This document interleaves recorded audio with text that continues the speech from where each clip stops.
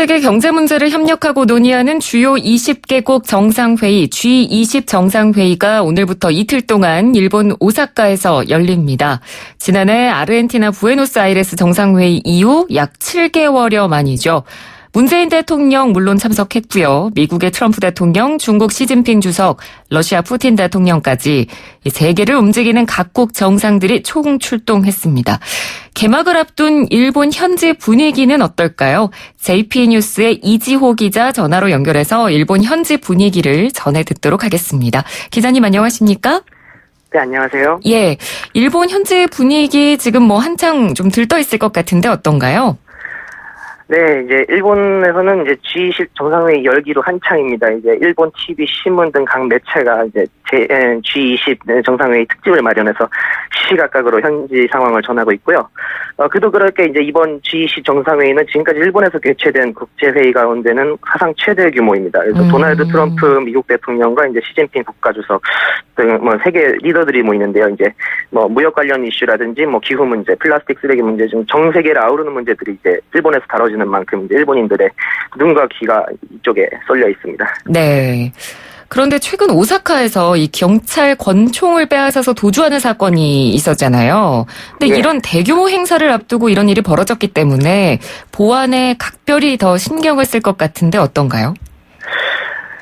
예, 지난 16일 오전에 이제 한 남성이 이제 오사카 파주철소 앞에서 이제 경관을 칼로 찌르고 이제 권총을 빼앗아 도망가는 사건이 발생했는데요. 네. 어떻게 보면은 이 사건이 다행히 이제 하루 만에 이제 해결이 일단 이제 범인이 잡혀서 해결이 되었지만 이제 그 전국의 경찰들이 오사카에 급파되는 등 긴급 작전이 펼쳐졌었고 그때 근데 이러한 것들이요.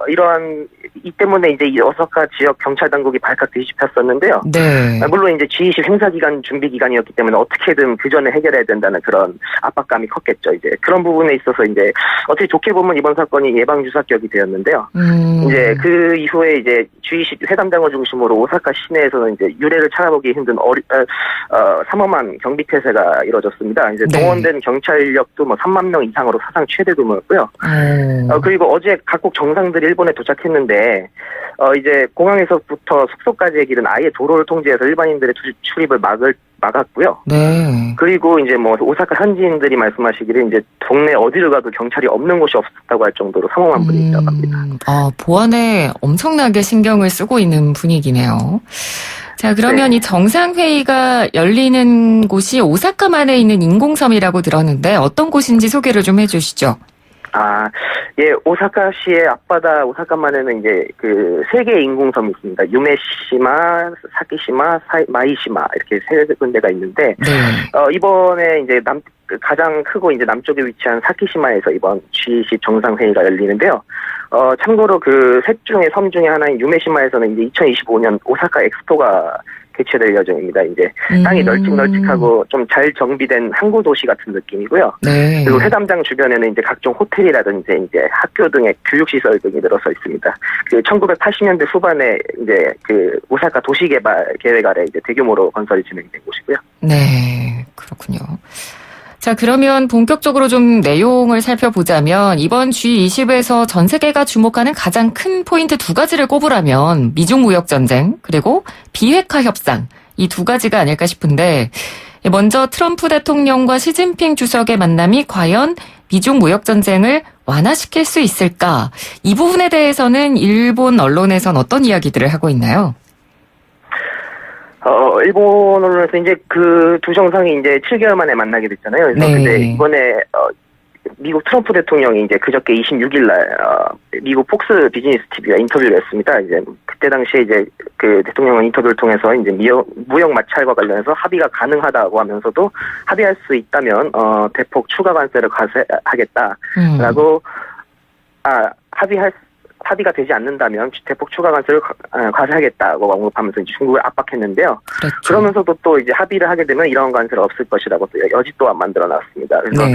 사실 일본으로서는 이제 무역 전쟁으로 인해서 일본 경제에 타격이 큰 상황이기 때문에 마지막 날 열릴 부정상회담에 일본 언론도 어떻게 진행될 것인지 굉장히 관망하는 자세로 주목하고 있고요.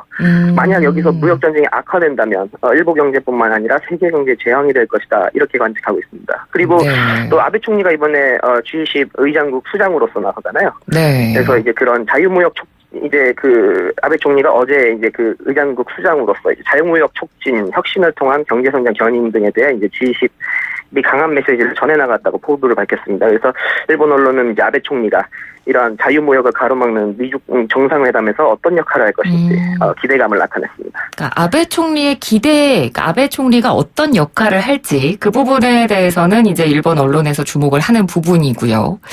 그리고 뭐 미중 정상의 만남만큼이나 또 관심이 쏠리는 또 다른 부분이 북미 비핵화 협상의 물꼬가 과연 틀까 이 부분인데 뭐 계속해서 지금 정상회담들이 예정이 돼 있습니다. 어제는 한중 정상회담이 있었고 오늘은 한러 그리고 뭐 이어서 미중 미일 정상회담이 계속 있기 때문에 이런 정상회담들을 통해서 과연 새로운 돌파구가 마련될까?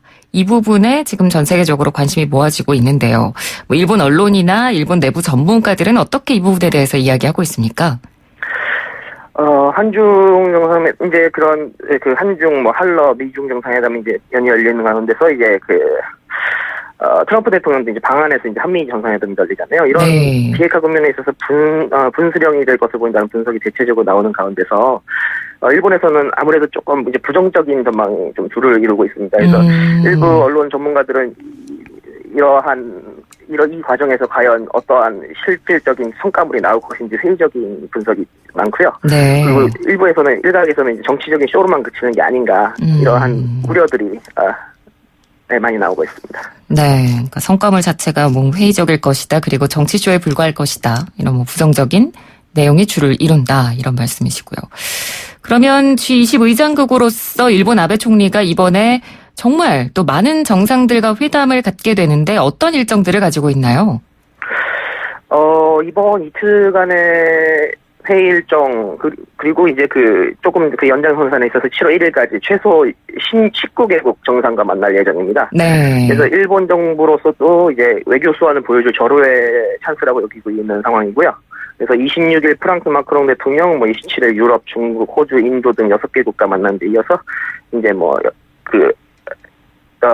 이제 곧 이제 미일 정상회담도 열릴 예정이고요. 네. 특히 이제 이 19개국 정상과의 만남 가운데서는 역시 미일 정상회담을 일본에서 가장 심혈을 기울이고 있습니다. 아무래도 이제 미일 무역 협상이 진행되고 있는 상황이잖아요. 그래서 그렇죠.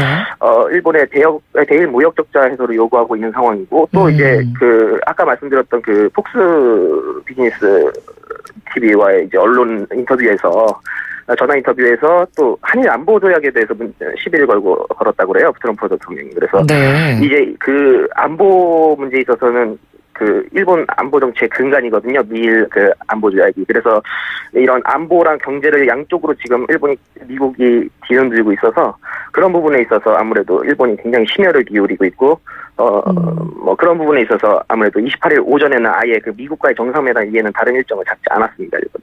그렇군요. 굉장히 공을 들이고 있는 상황이라고 할 수 있을 것 같은데 일단 시진핑 주석하고는 만났잖아요. 근데 분위기가 굉장히 좋았더라고요. 네. 시진핑 주석과의 회담이 있었는데요. 그 회담 때 아베 총리가 이제 모두에서 벚꽃이 열릴 때쯤 내년 봄에 일본 당일을 하시는 게 어떻겠냐라고 이제 시진핑 국가주석한테 이야기를 건넸고, 시진핑 국가주석은 이에 대해서 이제 좋은 아이디어라고 이제 화답했다고 합니다. 이런 식으로 굉장히 화기애애한 무드를 보여줬다고 일본 언론 전하고 있습니다. 네, 영원한 이웃이다. 새로운 중일 관계를 구축하자. 이런 이야기도 했었고요. 그런데 이렇게 많은 정상들을 만나는데 우리나라만 이 회담 일정표에서 쏙 빠졌다는 거죠. 아베 총리 스케줄이 꽉 찼다라는 게 그 이유인데 개최국으로서 외교적 결례라는 이야기도 나오고요. 일본 내부에서는 이 이야기가 어떻게 보도되고 있습니까?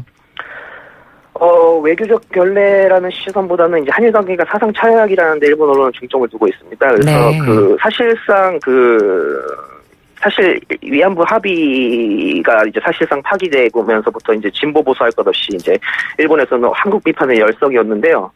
특히 이제 국가 간의 합의를 무시하는 행태다, 국제법 위반이다 이러한 레테르를 붙이고 그 연장선상에 이제 강제징용 배상 판결이 있었고요. 대법원 판결이. 네네. 그래서 이번에도 이제 그 판결 당시에 이제 한국이 65년 이제 한일 청구권 협정을 위반했다. 그렇기 때문에 당위성은 우리에게 있다는 주장을 일본 정계 언론이 펴고 있고 이제 거기에 이제 그 국민이 동조하는 형태입니다. 그래서 지금 그 판결 이후에 사격 통제 레이더 조준 문제라든지 이제 일본의 그 한국에 대한 여론도 사상 최악이라서 일본 측에서는 이러한 이제 한일 정상회담 미개최로 인해서 이제 사상 최악의 한일 관계다. 그러나 이제 그 뉘앙스 자체가 일본 측에서는 결렬 원인은 한국에 있다고 보고 있어서 딱히 외교적 결례라고 보는 시선은 뭐 찾아보기 힘든 상황입니다. 그렇군요. 그러니까 일본에서는 이건 다 전적으로 한국 책임이다. 이런 여론이 조성되고 있다는 건데 방금 기자님께서 말씀을 해주셨습니다만 우리나라 대법원 강제징용 판결 이후에 우리 정부가 그 한일 기업이 위자료를 함께 부담하자 이런 해법을 제시했잖아요.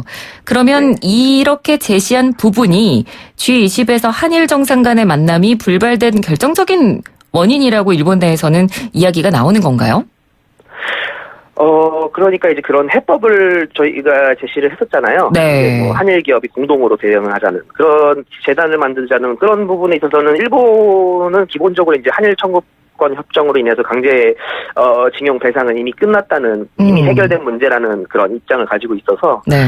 그런 부분에 있어서 이제 그 뭐라고 해야죠? 이제 그 일본 전범 기업 같은 경우는 후지코시라든지 뭐 그런 전범 기업 같은 경우는 원래 배상금을 지불하려고 했었어요. 근데 그 일본 정부에서 막고 이제 공동 대응을 펴한 것이죠. 이제 그런 국가적인 대응이 필요한 사안이라고 해서 네. 그런 상황에서 뭐 한일 기업 공동 재단을 만들어서 일본 기업도 거기에 참여하도록 하는 뭐 이런 부분에 있어서는 당연히 일본 입장에서는 거부될 사안이었다는 게 이제 일본 언론이나 정부의 입장이고요. 그래서 일본은 도리어 거절당할 걸 알면서 이러한 제의를 한 저희가 무엇인지 의심하는 의사가 나올 정도로 그런 비판적인